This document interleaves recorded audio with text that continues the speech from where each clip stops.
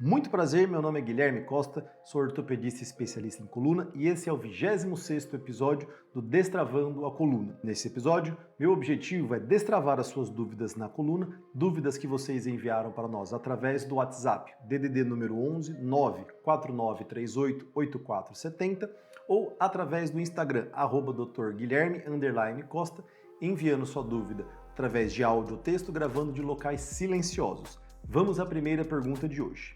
Bom dia, doutor. Meu nome é Rodrigo Alves. Falo de Osasco. Tenho 35 anos e comecei a sentir uma dor lombar que piora quando fico muito tempo sentado trabalhando. Isso pode virar uma hérnia de disco ou ainda dá para evitar? Vamos lá, Rodrigo.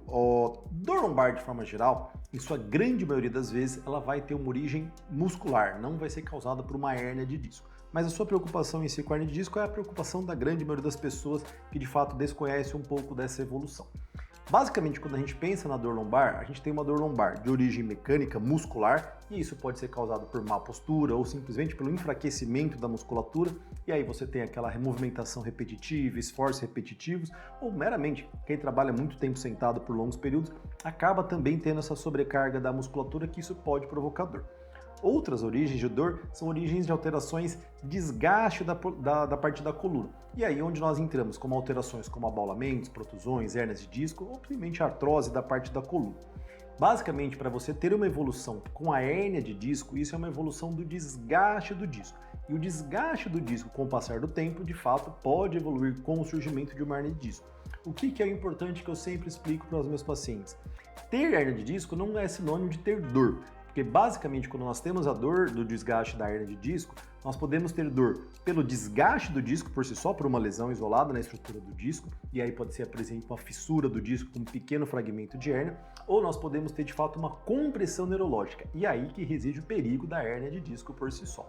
Então, basicamente, quando nós temos esse tipo de situação de dores recorrentes, é fundamental a gente investigar com exames, o ideal de exame é a ressonância magnética, que é o melhor exame para essa avaliação, e através desse exame, de fato, nós vamos conseguir identificar e avaliar as estruturas da coluna, descartando se nós temos alterações da parte das vértebras, estruturas ósseas, alteração na parte dos discos, que é onde forma a hérnia de disco, ou compressões neurológicas na parte dos nervos. As articulações também são avaliadas na parte da ressonância, assim como a própria musculatura. Lembrando que dores musculares, via de regra, se você não tem nenhum trauma, nenhuma lesão estrutural da musculatura, o exame da ressonância vai vir um exame praticamente normal, com pequenas alterações normais para a idade. Então, o mais importante, se você está tendo dores recorrentes, é fundamental você investigar essas dores para a gente de fato descobrir se a sua dor tem mais origem muscular, e aí vai ser tratado com reabilitação, fortalecimento, ou se ela tem alguma associação com alteração de desgaste da parte da coluna, porque aí de fato nós temos que direcionar o tratamento de uma forma mais específica para esse fim. Combinado, Rodrigo? Vamos para a próxima pergunta. Olá, Dr. Guilherme. Me chamo Carla Mendes de Guarulhos. Fiz uma ressonância e apareceu protusão discal. Isso já é uma hérnia de disco ou é algo mais leve? Preciso me preocupar? Carla, essa é uma dúvida extremamente comum, tá? E eu sempre explico isso muito bem para os meus pacientes. Protusão discal, hérnia discal ou abaulamento, que são as alterações mais comuns do disco, são alterações tecnicamente diferentes, tá?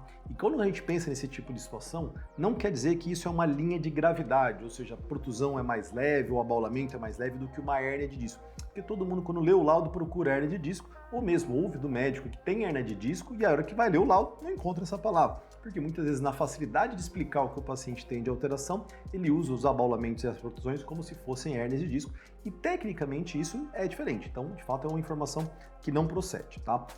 O ponto principal que eu falo dessas alterações é porque basicamente a diferença de uma protusão e um abaulamento para uma hérnia de disco é que se você tem o anel fibroso, que é um anel que envolve a parte do disco, basicamente essa membrana que faz o contorno do disco, de forma geral, se ele está intacto, o material gelatinoso que faz a absorção do impacto, ele ainda está retido dentro do disco, você pode ter alterações como a protusão e o abaulamento. A gente fala que é como se apertasse um recheio de bolacha e ele esparramasse para os lados, só que ele ainda fica contido.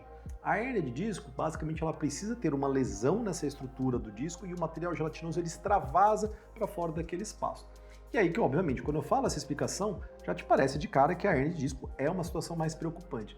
Mas a gente sempre tem que lembrar, principalmente, do tamanho dessa alteração.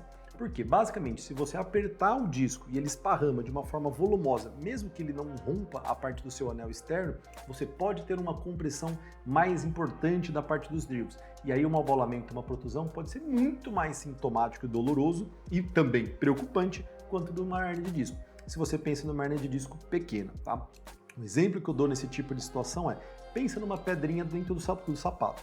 Nem toda pedra dentro do sapato vai provocar dor. Por quê? Existem pedras minúsculas, muito pequenas, aquelas pedrinhas que nós temos no asfalto. Se ela entrou dentro do seu sapato, entrou debaixo da palmilha, muitas vezes você nem vai saber que ela está lá, porque ela não vai ser capaz de provocar dor. Agora, quando nós temos alterações maiores, importantes mecanicamente, aí sim a gente vai ter sintomas mais importantes e também vai ser uma situação mais preocupante. Então, o mais importante quando a gente tem essas alterações no exame é você levar isso para o especialista para que ele possa avaliar não somente o laudo do seu exame, mas as imagens, e através da análise das imagens ele vai conseguir identificar realmente se é uma situação preocupante, que é onde nós temos as compressões neurológicas, ou se de fato é uma alteração pequena, que pode eventualmente contribuir para as dores, mas não vai ter um risco de lesão neurológica, uma perda de função pela compressão dos nervos. Combinado, Carla? Acredito que tenha ficado claro aí para você. Então, o mais importante, se você tem dúvida, é levar para o especialista analisar as imagens e não se preocupa muito com essa parte que é mais termos técnicos, esses nomes na ressonância. Combinado? Esse foi o episódio de hoje, espero que vocês tenham gostado. Qualquer dúvida que vocês tenham, envie para os nossos canais e a gente volta a esclarecer e destravar as próximas dúvidas. Até breve!